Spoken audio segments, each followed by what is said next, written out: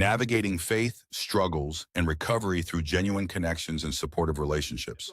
So really, though, the no filter, no faith is the real thing. And I really want to get into that conversation with you. So for those of you who don't know, AJ is actually a pastor too. Fortunately, I'm his sidekick, like Pinky and the Brain. He's the brain, I'm the little dumb mouse, and I get to hang out with him all the time. And so we have these talks about faith all the time, but my faith was questionable for a long time. So here's a really embarrassing thing, and people are not going to want to hear this. In the Army, they allowed us to go to church on Sunday. Sure. And so I would just go to the Catholic Mass just cause I didn't, not because I wanted to find Jesus and I needed some faith, because I needed a nap. So I'd go there to take a nap, because afterwards we were allowed to hit the shop at and get like a little soda, a little candy bar or something. So and you were only allowed it in that period. You had to finish it before you got back to the barracks. So I'd buy the smallest candy bar I could and a little soda and not go back. Then someone told me to go to the Church of the Latter-day Saints. Had no idea what that was. Didn't care. All I heard was that they served cookies and Kool-Aid, and it was free. And I didn't have to do anything for it. I didn't have to sweep a floor, move anything, do any push-ups. And that basic training, that's like a gift. So all of a sudden, I became a Latter-day Saint, and I ran over there, and I was with them, woo, having a good time, drinking Kool-Aid and eating cookies. They even allowed us to do an off-post event. They took us on a school bus to a church, and they were having like the church was having like like a fellowship day. There was like blow up things and blow up jump houses. So that people don't get confused. There was blow up jump houses, and there was people everywhere face painting, and I really didn't care. I just wanted more cookies and juices, and then they had cake, and it was a tremendous day. Yeah. So that's kind of where I went wrong. I should have been looking for the Lord, but I was looking for a snack and a nap. And it kind of just bled off into that, because I honestly, after I even graduated basic training, I got into the regular Army. I was just doing my job all the time. Never once did we talk about God unless we said, we used his name in vain or something. Other than that, just never did.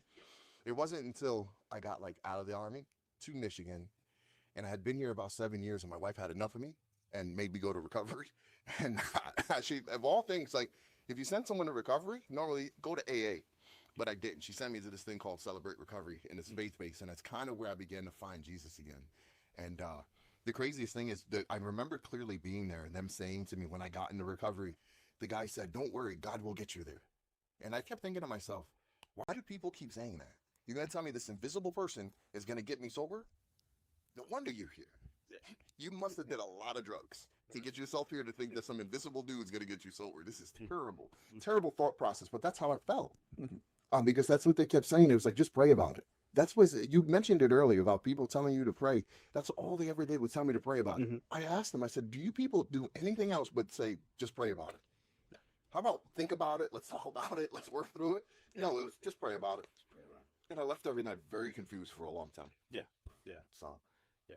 I think that would be something that would be interesting to sort of dive into how you can adjust that a little bit. So we do tend to say, like, pray on it, just pray about that a lot, especially when you don't have like a great answer. That is like your default answer. So, yeah, pray on it. Like it's easy. It's truthful. Like there's truth in it. Like everything is found and healed in prayer. Like everything is. But for someone new into faith and having some struggles and questions, like how almost insensitive is that comment in a way, because you're just pray about it. It's your parents, like, go ask your mom. It's the same concept of like you're sort of passing it off, and it's hard because like when you're in faith and your relationship's so strong, and I think you probably feel this now, like when you have that stronger relationship where like you can feel God actually pushing you into a direction, or like clearly answering you, or like telling you like that, don't do that, and you can feel that now, and all that was in prayer. But like in the beginning, we didn't. Again, I didn't. There was like for the longest time, I felt I was just like talking to myself. And that you read, and like that's like you're like, well, what does prayer mean? What does that mean? Like, what am I supposed to be like? Oh, just talk to him like your friend. But what does that mean? I thought there was a script to it. Like the things I pray, I was like, well, what's the script? Where do I find it? Right. Do I like read it, and how they have the scripts and you fill in the blank? I thought that was going to be you have to fill in the blank, because I had no idea what I was doing. What are those things called? Those at Mad Libs where you Yeah. fill in the You just fill in the blank and add to it. it's bad lib prayer. And then I remember I told someone, like, I tried to pray once and I kept cursing and they were like, you can't do that. I was like, they get mad at me? I don't know.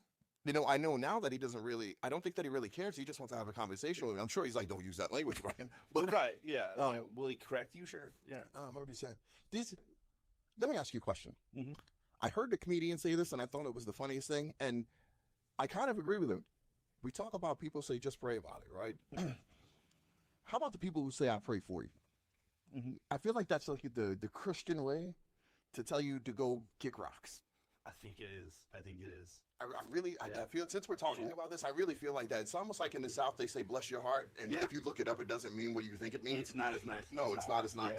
Yeah. And it's the same thing when people say, I'll pray for you. Yeah. And it's really just because no one wants to talk to you anymore. Now I'm beginning to think when someone tells me, I'll pray for you. Yeah. When is it serious? Like, Yeah, like, did wait, they actually mean it at that time? my sponsor said to me, he said, I'll pray for you. And I wanted to say something to him, but he stopped and he prayed for me right there. Yeah. Then I thought, okay, he was serious. It's legit, yeah. Right. Yeah, because there are legit, but there's also times where I'll pray on that, you know. And I think that happens a lot too. So like like as I started doing all the schooling and everything to become a pastor and like learn more, going through like the theology classes and all that kind of stuff. When you start catching on to those teachers and spiritual directors and all that kind of stuff that are like guiding you along the way, you do run into that a lot. Well, you just pray at it. We'll pray for it, and let's pray for it then. Let's do that.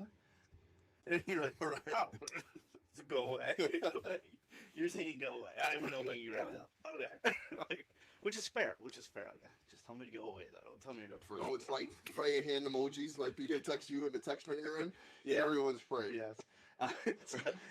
Luckily, you're pretty. You're calling me dumb right now? Yeah, dude, that's it's the same. I think those are fun little, but yeah, those Christian habits that we fall into. How you push people on and say, "I'll pray for you," or just pray about it. Like you don't have the answer, and you don't want to admit that not having the answers. But I think there's so much strength in not having the answer, and just being openly truthful with that. And I believe strongly that like that's sort of what we're missing in faith, and as we're walking through. So like to me, the biggest priority we have is having a relationship with Jesus, right? Like the only way we can get to heaven, the only way to meet the Father, through Jesus. The only way. No other way we can do it. It's not by our acts of work. It's not by anything other than fully submitting to Jesus and understanding that that's through Him is the only way to the Father. And No, I mean, you make a good point. So there are many denominations. I think we had this conversation. We went out to dinner. Yeah. There's many denominations, and I believe that from what I know, in different denominations, they give you all these pathways to get to heaven or to get to God, right? And my knowledge of reading the Bible, just looking at the Bible, it's clear in there. The only way to the Father is through me. Yes. Right? That's what Jesus said. Yeah. He didn't say you had to go around the church 5 times or Right. say 15 Hail Marys. It was, the only way to the Father is through me. Right. And you said it before, surrender our life to Jesus. Yes. Yep. Submit to the Father fully. Yep. And the pathway will be made straight. It's not gonna get straight. It'll be made straight along the way. Yeah. And I think people have a really big misconception that we got to get right, we got to get perfect, we got to clean ourselves up completely, put on a suit, and then go to church and say, "Okay, God, I'm ready for you now." Yeah. I think God would take that as a disrespectful smack in the face, A little bit. Yeah. A little bit. because then now you're just putting on a show when He just really wanted you to come as you were. Right. And that kind of that is the kind of how I see the pathway to get there. Yeah, I think so. If you look at it like parenting, you look at it like your kids. Would you rather have your kid tell you that they did something wrong? And they come up like I messed up, and I came right to you to tell you I've done something. Or would you rather them try to fix it themselves and then come to you, like usually with like a police escort? Or anything like that. They're our kids, so and that's the same concept. Is that you don't they say like you don't get in the shower, you don't take a shower to get in the shower. That you go as you are, and that's what God wants you. But if you look at it down to like a parenting style of how would you want your kid to approach you? Do you want to make sure that they hide everything from you and try to fix everything themselves first? Or would you rather them come right to you and as a team figure it out? Like, okay, I have your back. This is what we can do to figure it out. I think I want to know right out of the gate. Yeah. I want to know right. I don't want to find out secondhand. That's one, but I want to know right from the gate. When in those situations, and I believe, like you're saying, I believe that God feels the same way. Just tell them like it is now. It's gonna get messy. It's gonna hurt. It's not gonna be okay for a little while, but He will make the road straight, right? That straight path back to the Father, and kind of get us squared away. I think we're hung up on trying to be the perfect Christian, and that's a tough word. I think you mentioned it earlier when we met up today. That's a tough word, the word Christian. Yes. I think you used. Correct me if I'm wrong. You had mentioned, it's a good Christian is a good word to, follow the steps to being a good follower, a good believer in Jesus. Yeah. And I think I just want to be a follower. I just want to follow Christ, not be a follower in the world. I'd like to be a leader, but I'd like to be a good follower of Christ. I try my best, and I try to ensure. So my daughter said this to me. We had a basketball game. It's my oldest daughter. And she was telling me about meeting with the pastor at church. She just wanted to talk to him one-on-one. I was like, oh, man, that's great.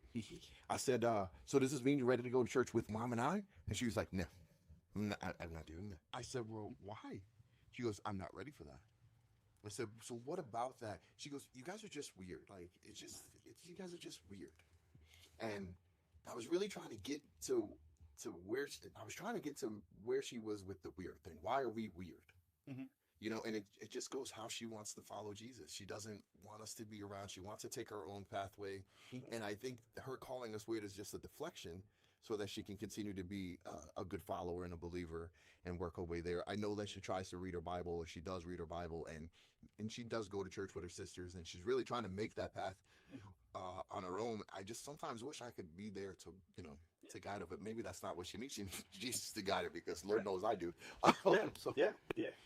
I think there's definitely strength in finding your own path, and although it's hard for, I would say for like kids for sure, but even like your friends and family, like on the pastor side of the house, it gets a little disheartening at times, because like you can see like I'm on a path and I want my friends to be there, and then like everybody goes out in their own way. Like how do they most of the people that I call friends and family don't go to the church that I stand in front of, or that I help guide, or whatever you want to call it, shepherd. Yeah, the shepherd. So a lot of them don't, and that's always it's a little bittersweet for me, because there's a point where I'm like, it doesn't matter to me. Like to me, yeah, as I said, like Christianity is a tool. Like I will keep saying that forever, no matter how many Christians come at me, and it's not great. Christianity is a tool to get closer to God. Like it's not. I'm not a Christian first. I am a follower of God first. I'm a follower of Jesus, son of our faithful Savior. First and foremost. That's what I am. I align my belief structures and my moral compass based on it. It closely fits to Christianity. What I believe, what I think is right, very closely aligned to Christianity. But to me, that should only be a tool to strengthen my relationship with that. And as I'm going through and I'm building and starting to preach and talk, I look around and all of a sudden, like, none of my friends are there, none of my family's there. It gets a little hard, and like, cause you're like, I'm here, like we could do this together, right? This could be us. Yeah, let's hang out. What are you doing? Like then you're like, it's great that they have their own walk, and you do have to. We had to find our own walks. Like it wasn't somebody. Most of the time, it wasn't somebody holding your hand, lightly walking you through faith and understanding. Like, no, we had to learn the hard way. We had to fall and stumble and hurt and get to a point where it was like, obviously this isn't working. I can't do this anymore. I quit. I give up. And I said a lot to people. So something we both hold strong is at Celebrate Recovery. That'll be a returning thing. We talk about Celebrate Recovery a lot. Something I'm very passionate about. Something you're very passionate about. Is something in recovery that we talk about is like all of us have to take that hard route to get to there. And it's not everyone. Not everyone takes the hard route. Sometimes people can just luckily have a relationship with God and understand the concept of Jesus, and it's nice and wonderful and beautiful. And I'm Not that guy. honestly, I love to talk with that guy or that gal and figure out how is it to be all Christian in real life? Like, what is that like? Right. It And- sounds amazing. Do you have any faults? Yeah. I want to know. Are you just that close to it? But yeah, it just wasn't me. I would love to find that person too. But like what I find more, and especially the more and more time I spend with recovery, and working through CR and working through the steps and building that community and watching the people come together, is there's a lot more of us. I think we walk into faith. So speaking to the veteran side of the house, we walk through faith after facing, most of us facing things that we shouldn't have to face. You know, like unfortunately, like what our job was put us in the situations that we have to sort of now deal with these situations for the rest of our lives. Like, and so finding faith and giving up that control isn't easy, because like so much was taken from you, and like any bit of control that you can take in this world, you want it, and it has to be ours. And like I just want it. I need to have it. So it's hard to sit here in that and say like I'm perfectly fine handing everything over. Mhm. God, it's Jesus, right? I hand it over, and it's like no, I can't. It's not that simple. It takes me a few black eyes. It takes me a few missing limbs or two to get there. And hey, as we worked, I think that's what drew me so quickly to try to start a friendship with you and understand the CR thing. Is like you could see and hear the growth from that, and then meeting you on a personal side outside of CR, and you're like, well, I'm not really that, and I was like, oh, this is my dude, like let's go. Because I think there again, I'm not think there is a strength in leading when you're not sure, and you find it in the military. Like some of the best leaders you had weren't fully sure what they were doing, but they worked really hard to be there for their team and both people. Like it's that check-in, right? Like it's like we're good, right? Like it's not checking in because you're so solid and know everything that you're good to go and you're driving forward. It's like no, we're a team, and like literally the choice that you're making affects my life to where I could lose my life, and you're making that choice, and like I'm making that choice. I think if we just lead that way of where like all we're doing through faith, through leading in faith, leading through ministry, leading through Celebrate Recovery, is we're just checking to make sure that the choices we're making are working for the people to our left and right, for our team, for our brothers and sisters. Like this is like that's it, right? We can't blindly assume that we know everything. So every time we've done that, best time we found out that we didn't know anything. So that I think to me, like just sort of break down walking into the future of what we're trying to accomplish here, what this is about. As we said, like this is what it's about. Like it's sharing our faith, sharing what it took to get us here, and like that's the faith portion of a house. Like what brought us here, where are we going? So we'll mention a lot with Celebrate Recovery. We'll probably use this in Celebrate Recovery if we can figure it out. We'll do all that kind of stuff. So like that's faith to us. And then the no filter comes with that, the army inside of you, or the military inside of you. So hopefully this will meet some people that are either hurting and looking, because again, like it's hard to find a place to, someone to listen to, a place to go that doesn't feel judged, right? You come in and just listen to us two goofballs, always getting ourselves in trouble. For understand that, yeah, understand like no filters. It's just we're out here, putting it all online. Will we always be right? Will we say the wrong thing? Yeah, we're definitely to say the wrong thing. Oh, we're gonna offend some. Yeah, Sure. no filters there, so it's a disclaimer. Big disclaimer. Big one. Big one. We might even put it in bold letter. No filter, remember. No small writing for that. Soon going on your own. Easily offended. Next channel. Yeah. Earn that stage. Right. So it's just about staying strong and being honest and open, and being vulnerable for other people to realize that you can be vulnerable.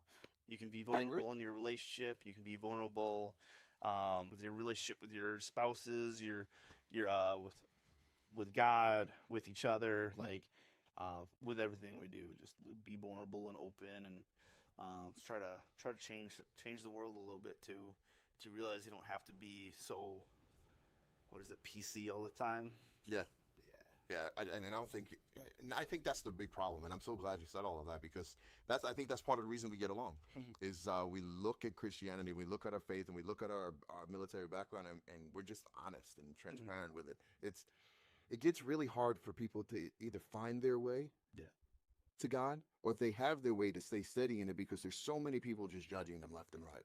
Where here we can just have an open platform, an honest platform, where we can say, hey, this is what I think, this is how I feel, and this is our experience with it, and maybe it'll help with someone, just like Celebrate Recovery. And I can't wait till we talk about that with some people. And there's a lot of people I think need to hear that message. Yes. So the next time we get together, we'll definitely have to have that conversation for sure. Yeah, I think that if we can find a way to structure it to where, like, maybe we probably should do it off camera. Whatever else to do. So structure it to, like, maybe we're doing something a bit more veteran related, CR related, and go from there. But I think the big thing is, if anybody listening, watching, whatever it is, you haven't heard of Celebrate Recovery, buckle in, you're gonna hear about it a lot. But it is a Christ-centered 12-step program for everybody's hurts, habits, and hang-ups, and it is absolutely amazing. It's saved and changed my life, saved and changed Kane's Brian's life. Absolutely. And same with our significant others. I don't know why I forget about that. It sounds weird when you say that, but it's so funny. No, it'd be like in the military, your spouses. Your spouses? Everything was your spouse. You gotta tell your spouse. Tell your spouse. Okay, I'll tell my mom, no problem. Give you a laugh. And no, and I'm not saying my mom is my spouse. Let's just be clear. I don't live in this house. I'm just kidding. So I was kidding. No. I enjoy it. I like it. He's my friend and my dad. So we have a good time. I think it's fun. Celebrate Recovery is what kind of got me into following Jesus and surrendering my life, and really trying to understand that portion, and realizing that God will, in Celebrate Recovery, it's very simple. God will meet us exactly where we are. Yes. And where I wasn't good, and He met me there and brought me all the way to where I am today. And I still have a long way to go. I'm not fixed by any means, but it's because of Celebrate Recovery, because of the veterans that attend Celebrate Recovery. There's a ton of veterans that are in Celebrate Recovery. Yes. And they're there, not just to say, hey, I'm a veteran, but they're there because this is the place they feel most safe. Yeah. The place where they can just be honest. It's confidential, and they don't have to filter how they feel. No. Some of them have said, I'm here, and right now I don't like God. I don't. Yeah. And some of them are looking for a reason to want to like God. And the only way, in my opinion, they're going to find that is in Celebrate Recovery, from people who are being open and honest and really transparent with their recovery and with their lives and what they're doing. Yeah. So it's showing who God is. You don't like God because you're not really sure who He is. You're not sure what it's about. You have this Christian cookie cutter concept of God that it's like, I gave my life to God, and now it's all perfect. And that's one of my least favorite sermons. I like giving it because it's super easy. Just knock it out of the park, get everybody all riled up. That's perfect. So everybody, we tend to say a lot, like, you hand your life over to God, and everything's perfect. Everything's great, and They make it sound. You'll instantly find $1 million, and your ex will come back, and everybody's gonna love you. But like that's not accurate. Like that's not true. Like unfortunately, life doesn't stop. The world doesn't stop because you gave your life to God. What does happen is you stop being lonely. You're gaining a partner. You're gaining internal strength that will put you towards so much more than what you can actually handle, and you'll understand that like it's not your bad choices that always lead you there. And sometimes we're in this world that somebody else's bad choices put us where we're at, and the only way we can move past that is it's forgiveness and moving past. Like, that's diving a little too into a CR lesson for you, but let's backpedal a little bit out of there. But like, yeah, you have to. It is okay and completely acceptable to be mad at God and to have doubts in your relationship with God and all that. Because again, if we look at it like our own kids, like, do we think that our kids love us all the time? We're like, they'd see us and we're perfect and awesome and we're these amazing parents? No. No, because sometimes we got to do bad things. Like, not bad things, but we have to be tough parents, and you have to discipline, you have to structure, you have to do things that even you don't like to do because, like, you're like, well, I did it when I was a kid. Doesn't mean you want your kid to do it. So, like, you have to set up boundaries that you don't 100%. for your kids, and that's not fun.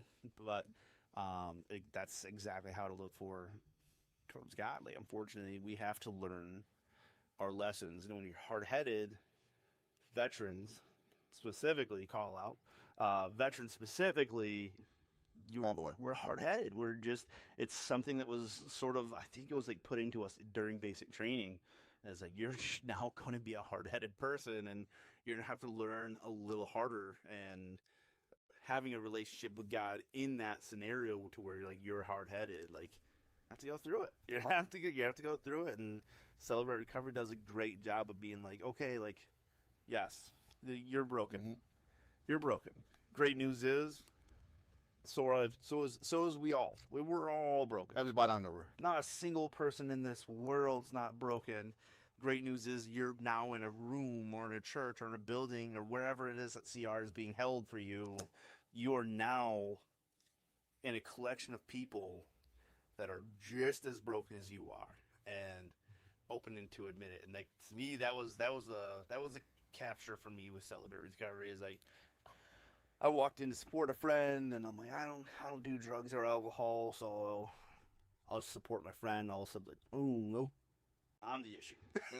Like, it's not drugs or alcohol. Like, there's control issues, and military there's control issues, and then there's codependency. Military, there's like, that's almost what we're trained to be is codependent. Like, 100%. Your whole training is to break your individuality, to put you into, like, everything is about your battle buddy. Yep. Everything is about, like, how do I, like, if in the military, you learn that if you take the wrong step, you're dead. Mm-hmm. If I step on a landmine, because apparently during basic training they put those things everywhere. I've never seen one. I haven't seen one either, but they're everywhere. And also random grenades. You're gonna walk into a bunch of random grenades. I don't even think they use those anymore. I don't think they do. That's my opinion. They could. Yeah. Don't judge me. If they do, drop a comment. Let me know. Yeah. I have no idea. Bunch of infantry dudes. Yeah, He's a scout. I was. Yeah. I was a scout. I can prove it. They're not there. I don't know. It's okay. You figured out the radio part, right? Because we never really talked about that before. Did you figure that out? This is why we're so random. Yeah. You didn't figure it out. It wasn't the car radio. It was the green radio. They're probably in some vehicles. Some? Yeah. Did you have a car radio in your Humvee? Not like the cool one, though. Oh, yeah, like a radio. Yeah, they're like radio. Yeah, like a radio, the RT 1523. Oh, he's being judged. Make sure you look out. I know. We had like a little radio. I don't even think Bluetooth was a thing then. I'm not even really sure. In like 05, 06, I don't know. Bluetooth thing. Yeah, but it was like, We had a radio, and believe me, it wasn't good. yeah. It just wasn't good. A lot of static. All right, Yeah. I'm sorry. We were talking about faith and recovery. I know all those. Yeah, I learned. I was probably one of the better communication guys. The problem. Oh boy, I sell records. in communication, you set records. Communication records. I talked. I'm glad we're talking about Celebrate Recovery right now. He's getting me to think it's called a blue chip. We'll show you that to you real soon. Go ahead, continue, Mike. Tonight. We'll take it. I'll take it tonight at 6:30. Shameless plug. No big deal. Yeah, did they have like? Anyway, faith, right? Yeah. Back to the faith. So handing everything over to God is filter thing. first, this is where we're gonna go bad in these. First and foremost, don't shower to get in the shower. Understand that like it's just like parenting. Like if we understand that God is parenting, and I think being a parent helps with that understanding a little bit, because then we could look at it and be like, okay, like if I were the parent right now, if I was the parent of me right now, would I be happy with what I'm doing? Probably not. Probably not. I probably wouldn't be happy with what I was doing. Does that make me not love me? Or does that make me not love my child? No, I'll still love my child. Like, do I want to smack them around a little bit? Sure. Like, they're being really annoying. And I think that's the world. Like, when we start, losing things that we want, or going through those hard times, or going through, that's God being like, straighten up, giving us those spankings and stuff. Not that we can spank anymore. So, Stay on the road. I think that's it, right? We're sitting here, and he's just a parent, so it's okay to be mad at him. It's okay to be frustrated. It's okay to even to doubt and wonder. I think those are all healthy and understandable mindsets, because it's not closing the door, right? Being mad keeps that door open. Being mad at your parents doesn't mean you're never going to talk to them again. It means you're not, get over it. Yeah, suck it up, get over it. But like, he never goes away, and if we keep leaning on him, it gets better. And I went from being, on a personal side, I left the Army in 2012. I left the Army in 2012, and from 2012 to 2017, 18 maybe, I was miserable. Like, if I wasn't mad at everybody, I was depressed on the verge of suicidal. Like, if I could hurt myself, or I would do whatever I could to get away from feeling, acting like anything. Like, just push, drink, run from anything I could. Yell, fist fight, whatever it was. Like, I was just mad at the world, and like, when I couldn't be mad, I was sad. Those are the only two emotions I had. And now it's like, I am never sad. Like, I'm just never sad. Like, do I get frustrated? Sure. Like, I'm part of three ministries. I have a job. I have kids. Like, yeah, I get mad. I get You got time to be sad, but please no, you are. yeah, but I'm not sad very often. I mean, that's a big thing too. And then like putting the people in your life, like yourself, your wife, my wife, everybody in there, like putting us all together. Like, I keep people in my life that keep me centered on what I'm doing. Like, I say this like, almost like an arrogant sense, but I'm like, don't put people in your life that don't further your relationship with God. Right. Like, just don't have them in your life. If you're not giving me, like, I don't have to dislike you or be mad at you or anything. Like, you can be great and be wonderful, but you're not helping me get to God. Like, I need you to step to the side. And like, the thing with our relationship, I think like you and I challenge each other quite a bit to have these conversations, or it's like, no, it's usually a comeback. God's usually in the conversation somewhere. Yep. If not, it's some sort of like memory of that where God gets wrapped into it somehow. But I think you're a strong representation of my direction for my goal with God in this world. Like, I want to change how we're looking at things. I don't want the Christian mentality. I'm for everybody, and it's here for us all. It's for all the time. And what I want to see people is get away from is, you talked about it earlier when you talk about it, getting on that pathway, is I really want people to stop hanging verses on their walls in their kitchen. Like, not to say that I don't want you to have God in your house, but you got to really stop doing the TV stuff. Yeah. And that was one of the things that when you talked about earlier about finding that verse, about finding that thing, about finding it, and reading the whole paragraph, like, that's what I want to see people do. Yeah. Like, if there's a book in the Bible, maybe put that on your wall. Yeah. And I really have to thank you, and it's because of you I have a somewhat changed mentality, because when you told me that the Bible is a book, and it means nothing if we don't apply it to our lives, it really kind of changed the outlook and made me want to read my Bible. Now, I struggle in that area. I still read, but I struggle in it. Yeah. and it helps me to kind of see the Bible a little differently, kind of guide me through my life and guide me down the road. And you're right, we have to have people in our lives like that. So it goes back to, is it really true then our parents said you got to be careful who you hang out with? Mhm. Is like that, is that like a real thing then? It's biblical. So I guess that's where I was trying to get to. Like, It's biblical. Yeah. It's a so we really have to circle ourselves, or so we're a product of where we are. like-minded people. Attach yourself with people that are evenly yoked.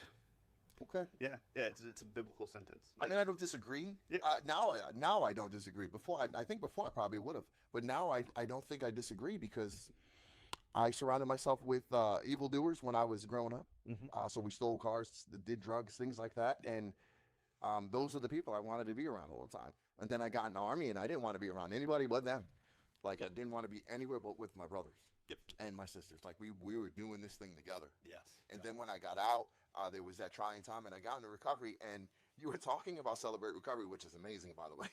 Is there are days or days that I go to Celebrate Recovery during the week that I don't want to be anywhere else, Mhm. and I can't picture myself not doing Celebrate Recovery, not being Yeah. a part of this thing. Like, I said to someone once, I wish you could lock me in a building. I could do Celebrate Recovery all day long and never leave that building. Same. Because those are the people I want to be around. People who are going to lead me closer to God. That's where I found God, was in recovery. Yeah. I found him there. Yep. And that's why I asked you the question earlier, like, did I find him, or did he find me, or Yeah. did it really work? I know God sent me there, but did he find me while I was there in my mess? Because I was drunk when I first went to recovery. Yeah. And I was a hot mess. And he cleaned me up. He still dusted me off, if you will. So, Oh yeah. yeah, I agree. You're Yeah, I right. smoked a little first. Yeah. Yeah. So again, I don't. And to go back to it, I don't think he's there. Like, God's never not there. He just it will open up a little bit. You know, or it will open your eyes to see him a little bit more. Like, God's never gone anywhere. So he's like the quiet friend that, like, stands in the back. He doesn't say anything until it's, He's like, hey, no. yeah. Or Don't get in that car. Don't drink that drink. Right. Don't do that. Like, Can't do that. It's not going to turn out well for you. right. Yeah. Okay. Because we had that. We all had that friend too. I would love to say that I was that friend. Oh, man. I was not that friend. I don't know that I had that friend. If you were, I wasn't listening. I didn't. Never listened to him. Nope. Oh, So I that's my whole day up now. Yeah, Shower. We had Shower in the Army. This kid named Shower. There was two of them. We called them the Good Shower and Bad Shower, and other names, but we won't go into those yet. Goodness, It's please a continue. cool last name. Shower. Nah. Yeah. Shower now. Never mind. Some colors involved. So there's this quiet guy, and like he was always the one. That he'd show up right before we ended up getting in trouble, and he'd do like, we shouldn't do this, and then you'd like walk away. We're gonna do this. We're going to do it anyway. Right. So I think you always have those friends. You have like those like little voices like, don't do that. And like, unfortunately, you have friends like us who are a little louder than those friends. Like, I think it's a good idea. I don't know what you're. I think, and that's the military in us, because we're always like, it's okay, because we're together. Yeah, Yeah, in your circle and you together, that you just and you do it. We'll go to jail at the same time. We're going together. Right, we'll be in the same cell. I just told my wife the story. We were in Savannah, and we were back from our deployment, and we were out creating havoc. And we had this really, this soldier. He was shorter, much shorter than all of us, and he had a really short fuse, and he drank a lot. Okay. And well, we all drank a lot, but he drank more than us. Right. And we told him, we were crossing the street, and this guy in his really big yellow Hummer, I'll never forget it, like almost ran us over. So we were like, dude, and we forgot about it. But the little friend, Stewed on it. he did a little too much, and he climbed on the guy's hood, and we're telling him, it's not a good idea. Don't do it. Don't do it. And he punched the guy's hood, and they went from there. And like you said before, we all went to jail together like a team. Like a team. So much so that the captain picked us up. And then he took us back out, which I'll always commend him for. Whenever I see him, I always want to say thank you in that moment. Typically, the commander take us back to post, be on extra duty for the rest of our lives. For sure. But he picked us up, he yelled at us in the station, and then when we left, we got in the van, and he said, all right, who's ready to drink? And back to the party we went. There we go. I'll never forget. So it is about who you surround you with. He was being supportive. Yeah, that's the most important. Probably not the best story about in the me being supportive. You know that, right? We made a bad choice. Let's go make more. Yeah, I would have been the guy encouraging him to climb on. That's the issue with me. This is what got me in trouble. Like through like to this day, throughout my whole life, is I'm a bit of the antagonizer. So we watched you watched that show growing up with Johnny Knoxville and all them. Yeah. I was always Johnny Knoxville. You encouraged. I'd get a little bit of the stunts, but for the most part, I was lining everybody else to do this stuff. So I was always That explains a lot. So, so what you're telling me is you're Johnny and I'm Steve-O, and we're going to get in a lot of trouble. Probably gonna get Okay. this first. I'm gonna antagonize you a little. Keep doing this. So yeah, growing up, even in the army and everything, what was the guy like? I'll do it the first time. But like everybody else to do it too. But yeah, so align yourself up with the people, and if you look at your career, if you had, because you probably had those like super soldiers in your life, right? So like super soldiers are like the really good, like the good soldiers, if you will. We call them super soldiers because they're just a little bit more squared away. There was a right away. They were right to do. It's not that they didn't have fun and they were lame. They're really good at their job. They're really good at teaching and leading others and walking with you. Yeah. Kind of like, being in recovery, that good sponsor. Yeah. They were always there. Didn't necessarily make the purple, but they were there and they knew what to do. Yeah, but so you have your time with those, and for some reason like, you spend, especially you get that one-on-one time when you get like battle buddy system, and you're like, okay, this guy's a super soldier. Some reason you start getting better. Like, does he come down a little bit? Sure, depends how hard-headed you are. But for the most part, you sort of like meet each other. Your efforts and everything raise up. I think it's the exact same things. If you put yourself with people who are truly chasing the relationship. Not the religion, not the title, not the I'm better than, but truly chasing the relationship with God. You put those people in your life, things change. And the auras about them is just different.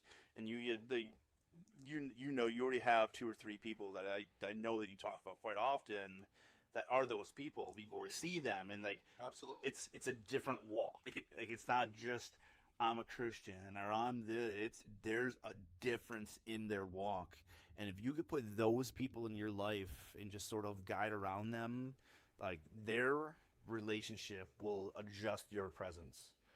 So yeah, once again, it's just putting the right people in the right place and surrounding yourself as much as you can with the people who will pull that roughness out of you. Mm-hmm. And that takes a lot. Like, on both sides of this,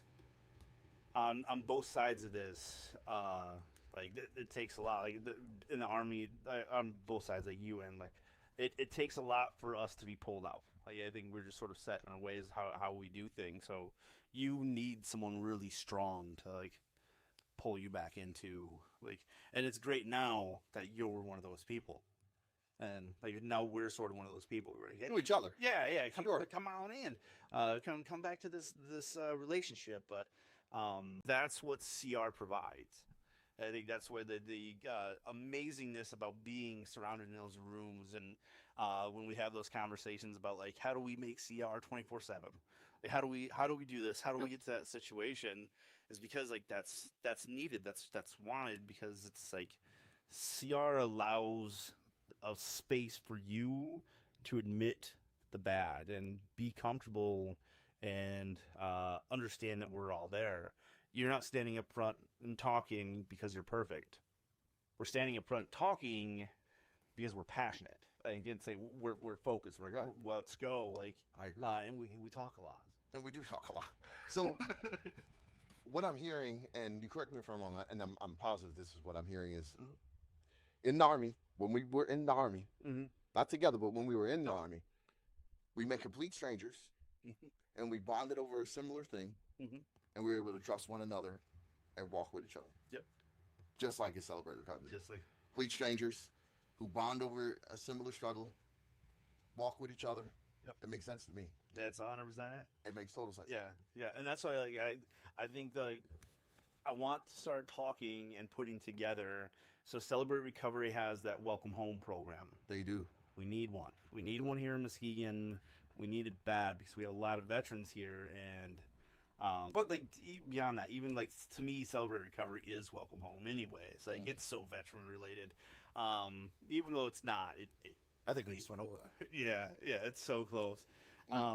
but we need that program. We need that program in, and yes, any veteran struggling right now, doing great right now, whatever it is, come to Celebrate Recovery. You need it. It gives you that brotherhood that you're missing. That's why you went to sales.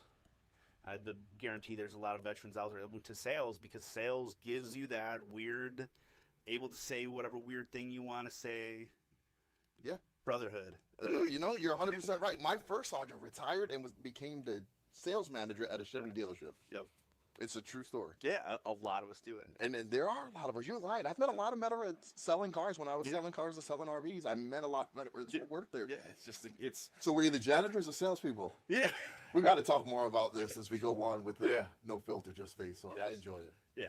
So we're gonna wrap up this episode as we go into everything.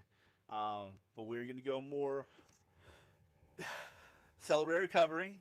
And yeah, so we're gonna tag Celebrate Recovery and everything we do until they make us stop.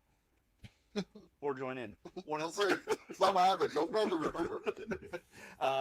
But as we wrap this up, what we're gonna what I'm gonna ask for is if there's discussion topics you would like us to talk about, ideas as we're just starting. This is the first episode. Ideas, yeah, in the little comment section, please let us know what you'd like to hear from us, what you'd like us to do, and of course, like, share, and follow as we go through everything. We'll keep getting better and better at this. It'll be